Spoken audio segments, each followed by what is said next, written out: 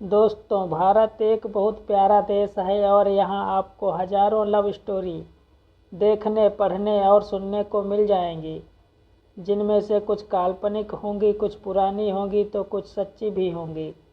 तो आइए एक नज़र डालते हैं ऐसी ही एक सच्ची प्रेम कहानी पर।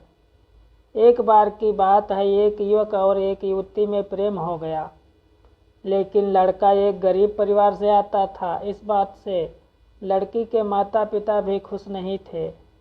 इसलिए युवक ने फैसला किया कि वह न केवल लड़की को अपनी पत्नी स्वीकार करेगा, बल्कि उसके माता पिता को भी समझाकर अपने माता पिता की तरह स्वीकार करेगा। समय के साथ साथ माता पिता ने देखा कि वह एक अच्छा आदमी था और उनकी बेटी के लिए सभी तरह से योग्य था। लेकिन एक और समस्या थी, वह आदमी एक फौजी था। जल्द ही युद्ध छिड़ गया और उसे 1 साल के लिए विदेश भेजा जा रहा था। उसके जाने से 1 सप्ताह पहले आदमी ने अपने घुटने के बल बैठकर अपनी प्रेमिका से पूछा, मुझसे शादी करोगी? प्रेमिका के आंखों में खुशी के आंसू आ गए। उसने अपने आंसू पोंछे और कहा हाँ, और वे एक दूसरे के गले लग गए। वे इस बात पर सहमत हुए कि जब वह 1 साल में वापस आएगा तो वे शादी कर लेंगे। लेकिन तभी एक बड़ी दुर्घटना हुई। उसके जाने के कुछ दिनों बाद लड़की का एक बड़ा एक्सीडेंट हो गया। ये एक्सीडेंट गाड़ियों की आमने सामने की टक्कर थी। जब वह अस्पताल में जागी तो उसने अपने माता पिता को रोते हुए देखा। तुरंत वह जान गई कि कुछ गड़बड़ है।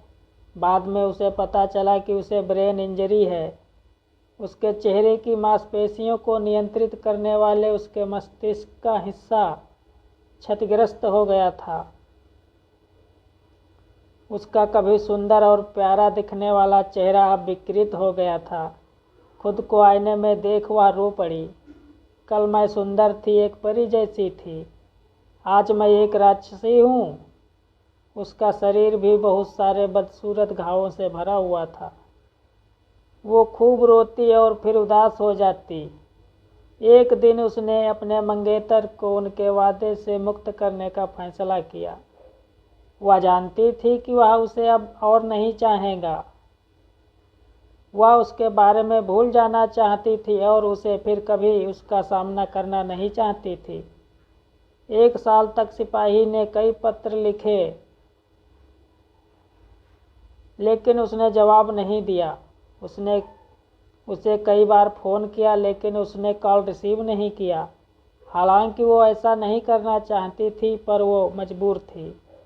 1 साल बीत गया। एक दिन अचानक माँ उनके कमरे में चली गई और उसे बताया कि वह युद्ध से वापस आ गया है।